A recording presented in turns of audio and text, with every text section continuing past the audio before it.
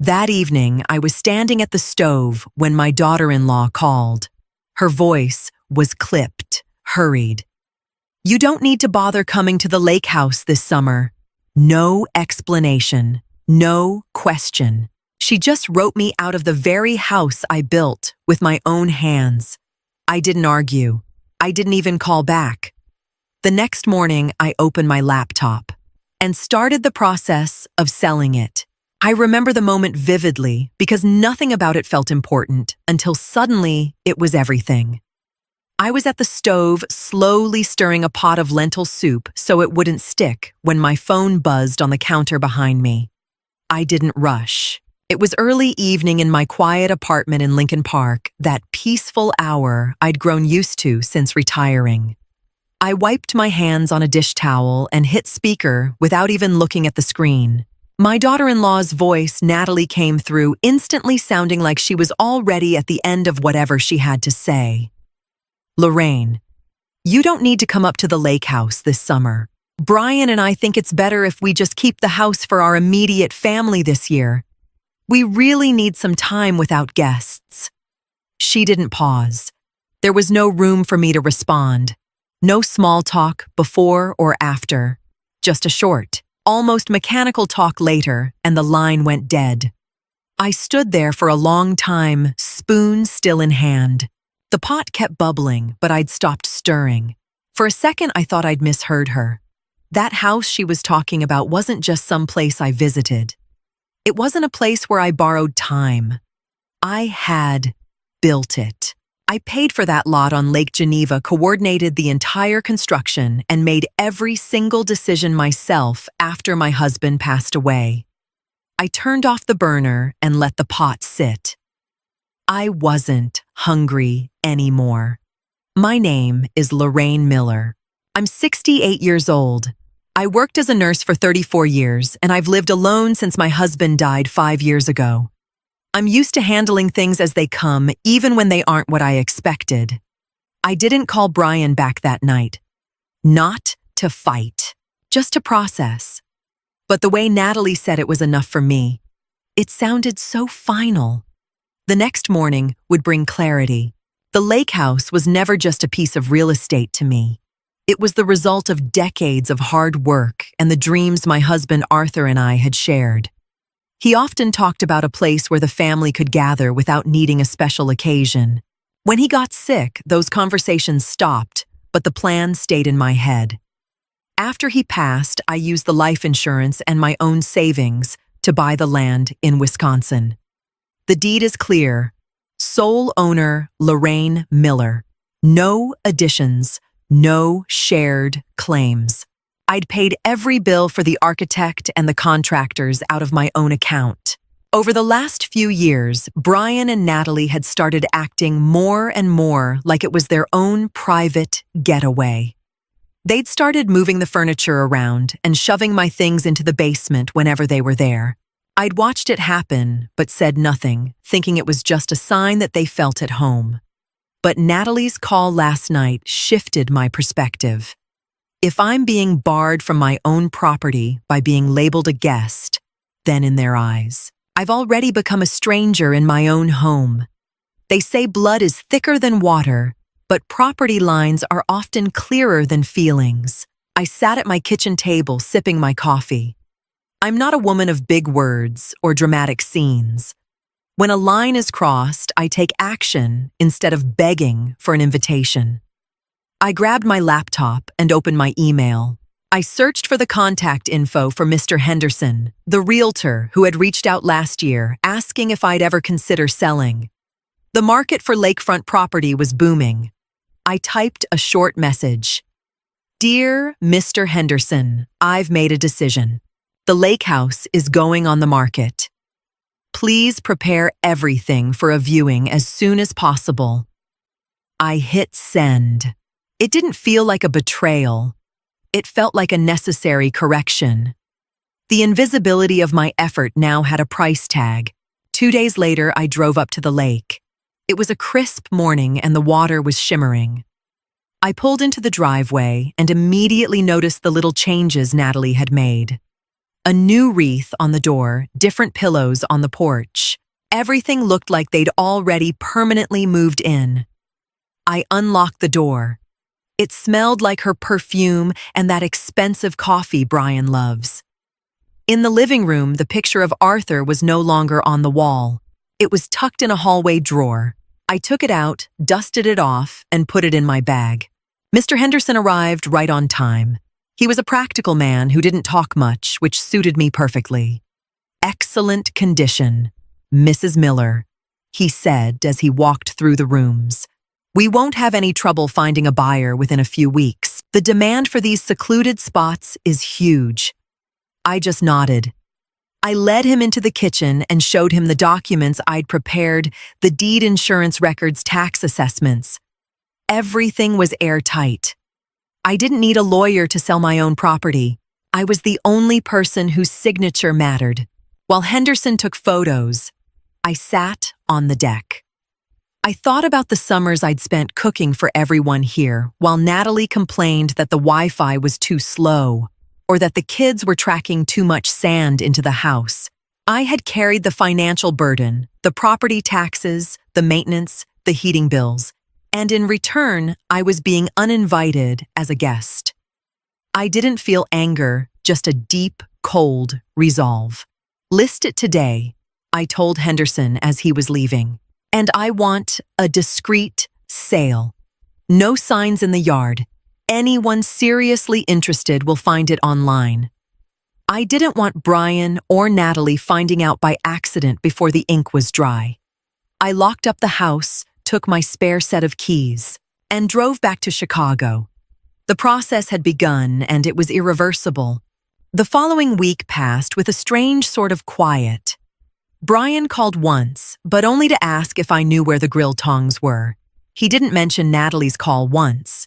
He acted like everything was normal while simultaneously cutting me out of their summer plans. I kept my answers short and gave him the info. I wasn't being mean. I was being efficient. In my mind, the lake house was already a closed file. Meanwhile, Mr. Henderson was sending over the first profiles of potential buyers. There was a couple from the city, both surgeons looking for a retreat. They offered full price, no negotiations. I vetted their finances and their intentions. They wanted the house as is, furniture and all. That worked for me. I didn't want a long, drawn-out moving process. I wanted a clean break. I met them at Henderson's office. We talked about the HVAC system and the dock. It was a business conversation between adults. No emotions, just a transaction.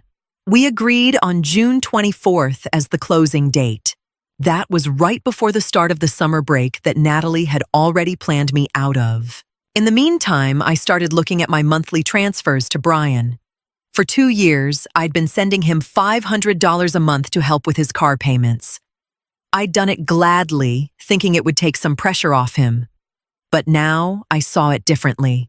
If they were old enough to dictate how my property was used, they were old enough to pay their own bills. I logged into my banking app and canceled the recurring transfer.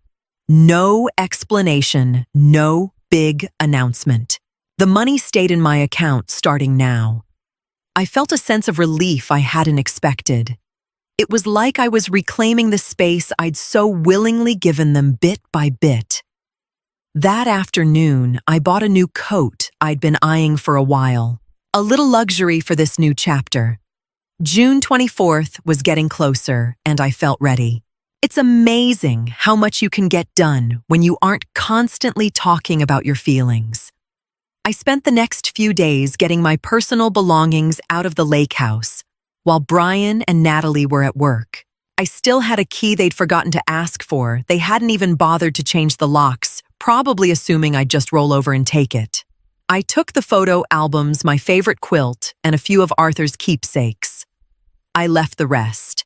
The new buyers were thrilled with the high-end furnishings. I worked methodically. Every evening I'd head back to my place in the city and put things away. My son called twice during this time, but I didn't pick up. Instead, I sent a text. Just busy. right now. Everything's fine on my end. He didn't push. That was his way. As long as there weren't any problems affecting him, he stayed in his comfort zone. I realized how much I'd shielded him over the years. I'd taken the hard realities of life off his plate, and Natalie had stepped into that space to shape him into whatever she wanted. On June 20th, I signed the closing papers at the title company. It was a formal act. The notary read the text, I listened closely, and I put my signature on the line. The funds were already in escrow. In that moment, the Lake House chapter was legally over for me. I didn't feel pain, just a profound sense of peace. I hadn't just sold a house. I dropped a weight I hadn't even realized I was carrying. I was now more financially independent than I'd ever been in my life. The proceeds from the sale would give me a very comfortable life without ever having to rely on the generosity of my children. I looked at the calendar. In 4 days, Brian and Natalie would be at the lake with their suitcases packed. I had no intention of warning them. If you're going to set boundaries, you have to live with the ones other people set in return. I went to my favorite bakery and treated myself to a slice of chocolate cake. Life was actually pretty simple. June 24th was a gorgeous summer day. I met Mr. Henderson and the new owners at the lake house at 9 in the morning. We did a final walkthrough for the handover. I gave the new owners a quick rundown of how the pool filter worked and where the main water shutoff was. They were glowing with excitement. It felt good to know the house would now belong to people who appreciated it and didn't take it for granted. I handed them all the keys, including the one I'd kept secret. I hope you love it here, I said. And I meant it. By 11, it was all done.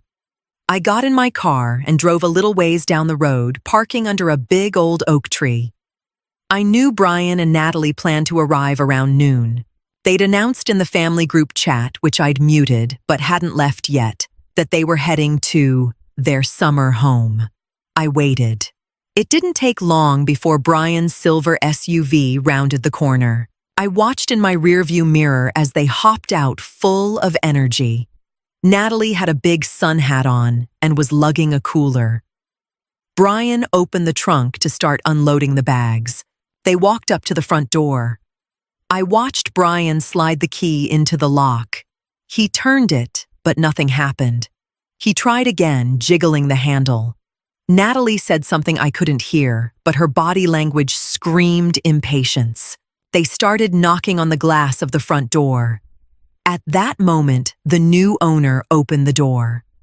I saw the pure confusion on Brian's face and the total shock on Natalie's. A complete stranger in shorts was standing in their house. They started talking at him, Brian gesturing wildly toward the property. The new owner just shook his head and held up a document, likely a copy of the sale agreement. I started my engine. It was time to go. I didn't feel the need to see how that conversation ended. My role in this play was over. I headed back toward the highway, turning the radio up just a little.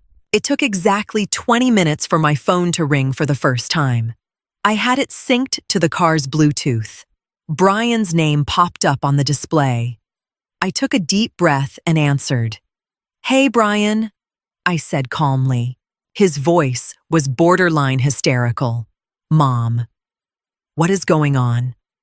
"There are people in the house. They're saying they bought it. This has to be a mistake. I'm about to call the cops." I almost smiled. "Leave the police out of it." "Brian, there's no mistake. I sold the house. The closing was this morning." There was dead silence on the other end, just the sound of the wind. Then Natalie's voice broke in from the background, shrill and furious. "You did what? You can't do that. We planned our whole summer. Our stuff is in there. Your pillows and that wreath are neatly packed in the garage," I replied, matter-of-factly. "The new owners were nice enough to give you an hour to grab your personal things from the garage. That's all that's left of yours." Brian stammered. But why didn't you tell us? I kept the car steady at 70 miles per hour. Natalie told me 2 weeks ago that I wasn't needed this summer because you guys needed time for your immediate family. I thought about that, and I realized that you guys already looked at the house as yours, while I was the one paying for it. Since I didn't want to be a guest in my own home, I took the only logical step. I turned the house into capital. Capital that I'll be using for my own future. Natalie was practically screaming now. That's inheritance theft from your own son. That house was supposed to be Brian's. That house belonged to me, Natalie, and Arthur. Since Arthur is gone, it was mine alone. You guys decided to shut me out. I just made the separation permanent. I hope you have a safe drive home. I hear the hotels in the area are mostly booked up this time of year. I ended the call. Over the next few days, they tried reaching me every which way. Brian sent long texts accusing me of being cold and heartless. He wrote that he hadn't received the car payment money and was now in a financial bind. I read the messages, but I didn't reply right away. I let them stew. In the past, I would have called immediately and apologized. I would have sent the money just to keep the peace. But that peace had come at too high a price, my own self-respect. At the end of the week, I replied to Brian with a single email. I kept it brief and professional. Dear Brian, you are a grown man with a family of your own. If $500 a month is the difference between financial stability and ruin, you need to rethink your lifestyle. The money from the sale of the house is going into my retirement fund. I won't be doing any more private loans or gifts. I want our relationship to be based on respect, not material expectations. If you're ready to see me as a person and not just a service provider or a bank, I'd love to grab dinner this fall. At a restaurant, my treat or yours, but not out of a sense of obligation. Natalie tried the social media route, posting cryptic things about family betrayal. It used to hurt me. Now I just scrolled past. I'd drawn my lines clearly. I spent my time redecorating my apartment. I bought a few nice pieces of art and signed up for a language class. I'd always wanted to learn Italian. My life suddenly felt very wide open. The suffocating weight of my children's expectations was gone. I wasn't grandma at the lake anymore, someone to be invited or uninvited whenever it was convenient. I was Lorraine Miller, a woman with plans. And those plans didn't depend on anyone but myself. 2 months went by before I heard from Brian again. This time, it wasn't an angry call or a demanding text. He just asked if he could come over. Alone. I agreed.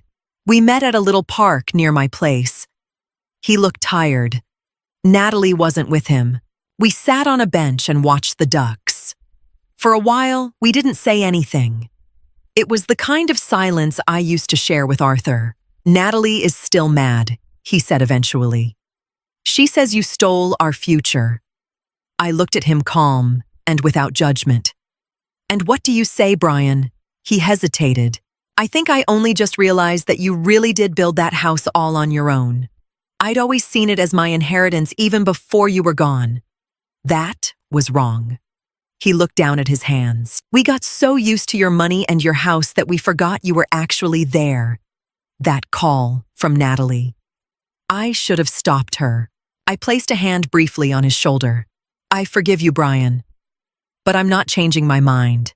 The money is invested, and the house belongs to a young family now who's happy there. I want you to understand, I am not your safety net. I am your mother. If you want to see me, it's because you want to spend time with me, not because you need a vacation spot. He nodded slowly. It was a small step, not a dramatic breakthrough, but a start. We went for a bite to eat afterward. He paid for both of us. It was the first time in years he'd picked up the tab. It wasn't a huge amount, but the symbolism was priceless. We didn't talk about the house or Natalie anymore. We talked about his job and my Italian class. It felt almost like a real conversation. When we said goodbye, he hugged me. It wasn't a mechanical hug. It was real. Autumn in Chicago is often gray, but this year it felt exceptionally clear to me. I had my affairs in order. My finances were set, my apartment was my sanctuary, and my boundaries were firm. Natalie hadn't reached out in weeks, which I counted as a win for the power of silence. She knew now that her manipulations didn't work on me anymore. Brian came by every 2 weeks now. Sometimes he brought the grandkids. I was happy to see them, but I wasn't their full-time childcare anymore. We'd play for an hour, and then they'd head home. I'd learned that you can't buy love, and that respect isn't built through silence. Sometimes you have to end something radically to make room for something new. The lake house had been a beautiful dream, but it had turned into a cage of expectations. By selling it, I'd bought back my freedom. I was currently planning my first trip to Rome for November. I'd booked a small, elegant hotel near the Pantheon. Alone. I wanted to see the museums, drink the wine, and speak the language I'd been studying so hard. When I look back at that moment at the stove, the lentil soup, and that phone call, I don't feel any bitterness. I'm almost grateful to Natalie. Without her arrogance, I might have spent years more in that passive role. I would have kept sending money and felt like a guest in my own life. Sometimes it takes a hard hit to wake you up. I am Lorraine Miller. I'm 68 years old. I'm not a nurse at the service of my family anymore. I'm a woman who knows her own worth and protects it. And that is the most valuable property I own. As I pack my suitcase, I see the picture of Arthur on the nightstand. I think he would have smiled. He always knew I was stronger than I looked. I lock my apartment door, head to the elevator, and look forward to that morning in Italy. Everything is handled. And everything is just beginning. Sometimes silence isn't giving in. It's how you decide how everything ends.